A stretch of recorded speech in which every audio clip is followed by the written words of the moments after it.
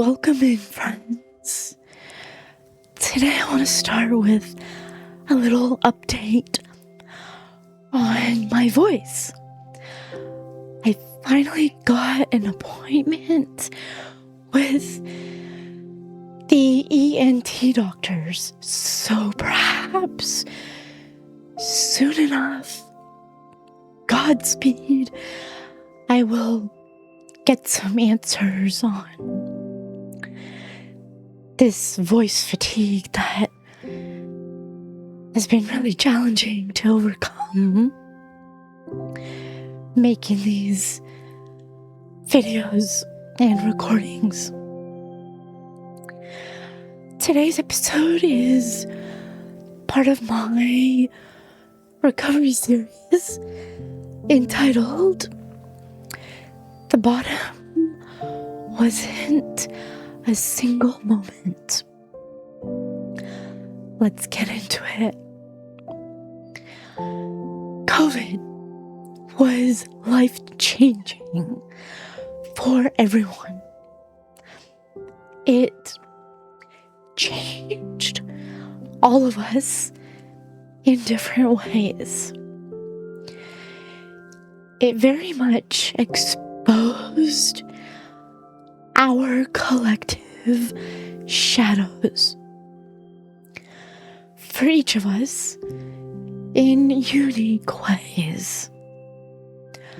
Lockdown was a whirlwind emotionally for myself. I was pushed to go inside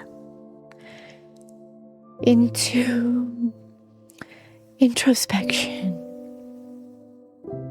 You may or may not know that I drive a school bus, and during COVID, school bus drivers like myself were paid to stay home. And I was quite pleased and excited for the excuse to isolate. That time was unique because it pushed me to realize the scope of my drinking problem. It was certainly a catalyst year. But why was the year 2020 special for all of us? Well, it is a number 4 year. What does that mean? So, when we add 2 and 0 and 2 and 0, we get 4. And in numerology, 4 is the vibration of structure, foundations, discipline, and rebuilding. This meant something for the collective. First, foundations and stability. A 4-year forces us to look at what is shaky and rebuild it. It's the lay the bricks kind of energy. Next, we have systems and order. Anything disorganized was exposed. People, myself included, felt pushed to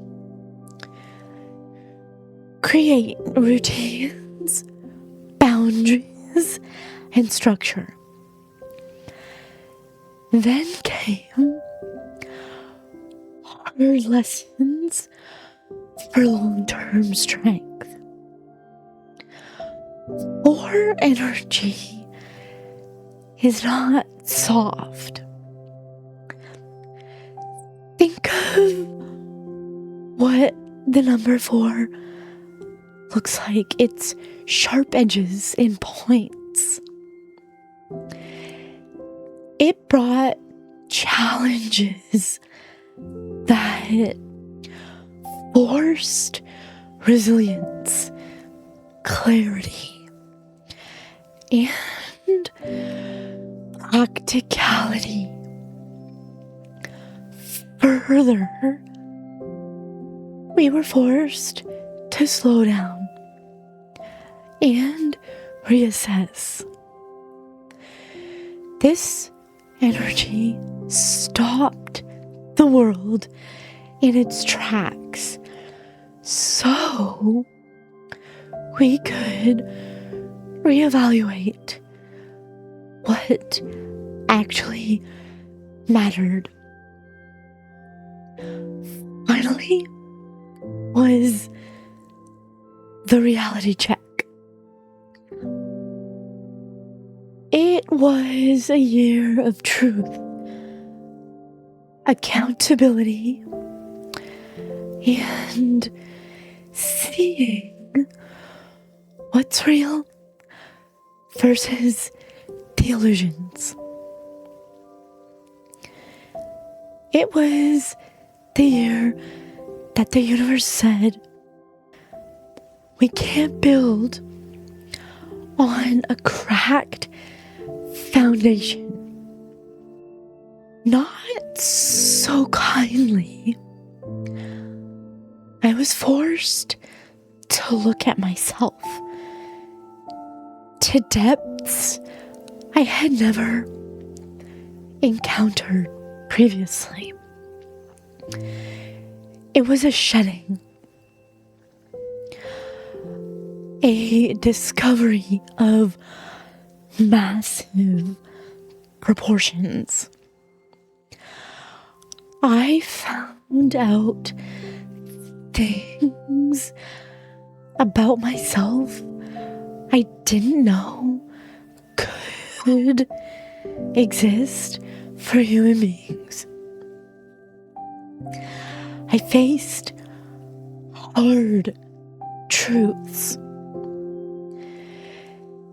that had to be worked out and reworked many times over.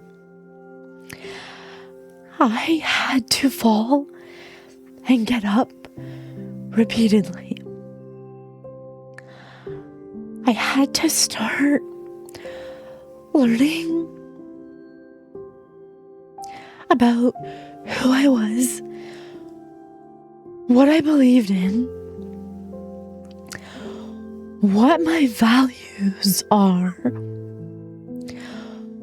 what I liked and disliked, what I desired, what demons I had lurking, what soul sickness I had, and what toxic patterns I was repeating that I wasn't aware of. I visited my darkness when there was no moon to light my path. I had to learn how to light a fire in the dark. But before I could do that, I would have to scavenge for wood in the pitch blackness, without faith, not even the moon would shine for me. Some people would argue that I had a small flame burning all along, but I am not so sure of that hopeful idea. All I could see at one point was a dead spirit in my eyes, staring back at me. An emptiness, a hollowed outness.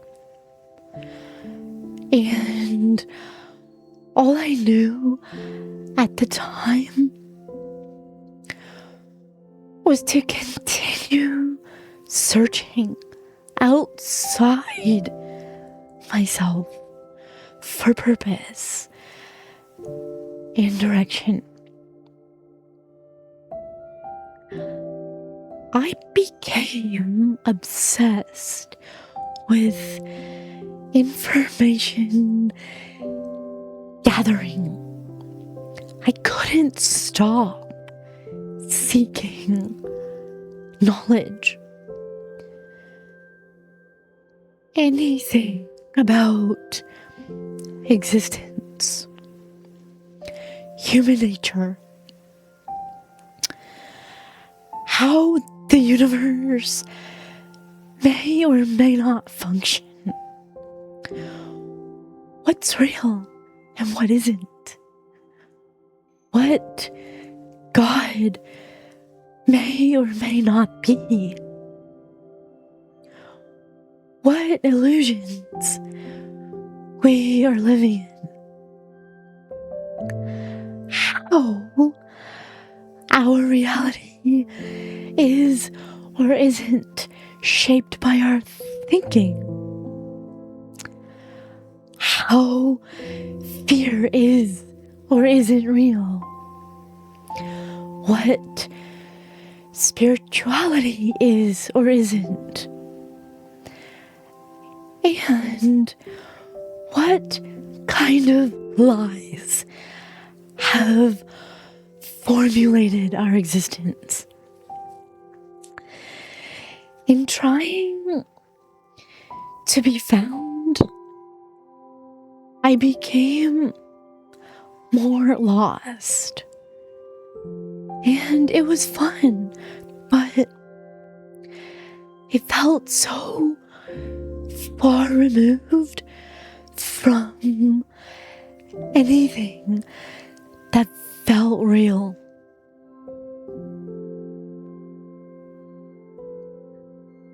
I listened to various astrologers and tarot readers and many others religiously for a couple years, trying desperately to grasp an understanding of what life meant for me. It was essentially meaningless, but I had an itch, a desire to find meaning, and that was the problem. I had yet to learn that I wasn't going to find meaning until I started making meaning for myself. It felt extremely immature in my concepts about life. Like I had missed something quite large for some time. Like a piece of my DNA was missing that everyone else seemed to have. I wanted more out of this life. I had this burning, and knowing that there was more, an emptiness felt like it had an expiry date. And I was stuck in this in-between place. A place between nothing and everything.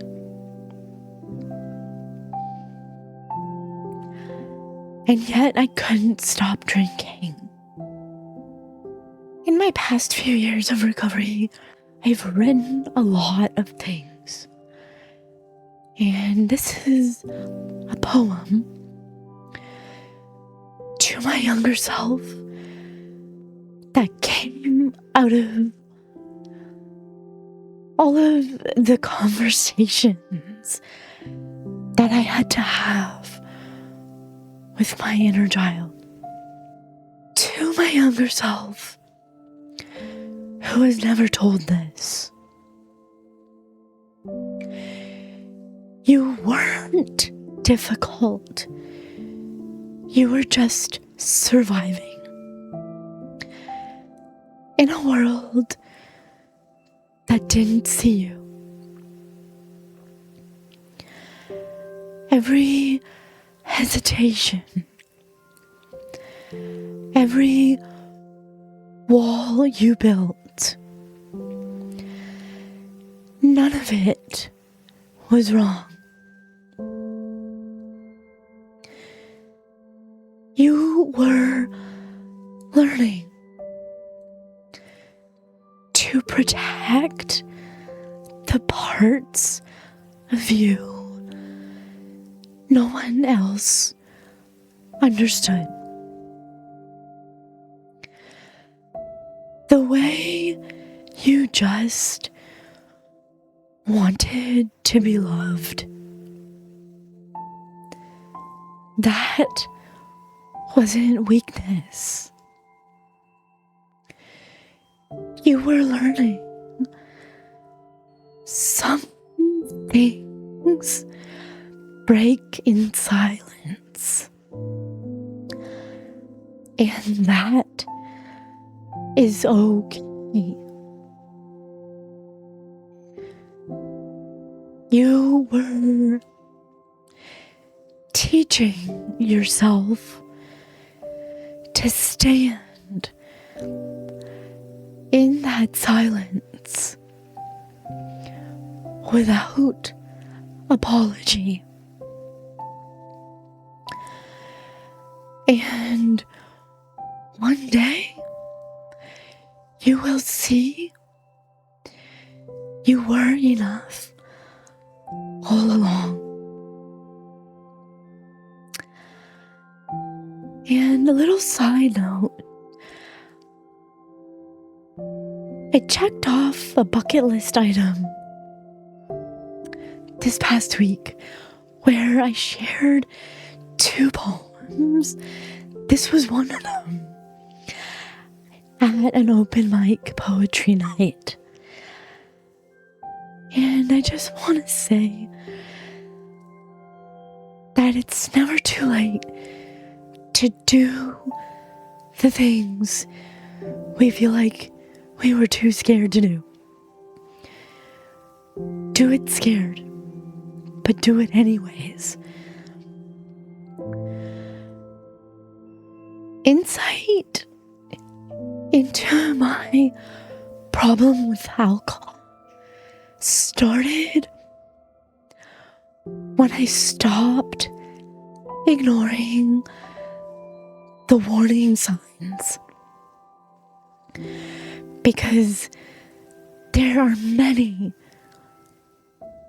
on the road with bottoms. We don't just experience one bottom. Many moments come to an accumulation that creates the ultimate bottom, where we are pushed to go find help. And I hope you will join me in the next episodes where I get into these warning signs one by one. The signs that I had a real problem with life and with alcohol. And I will close with this quote by Mary Carr from her memoir, Lit.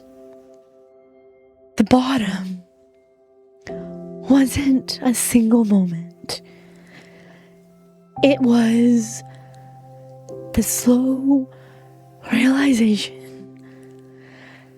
that I couldn't outrun myself.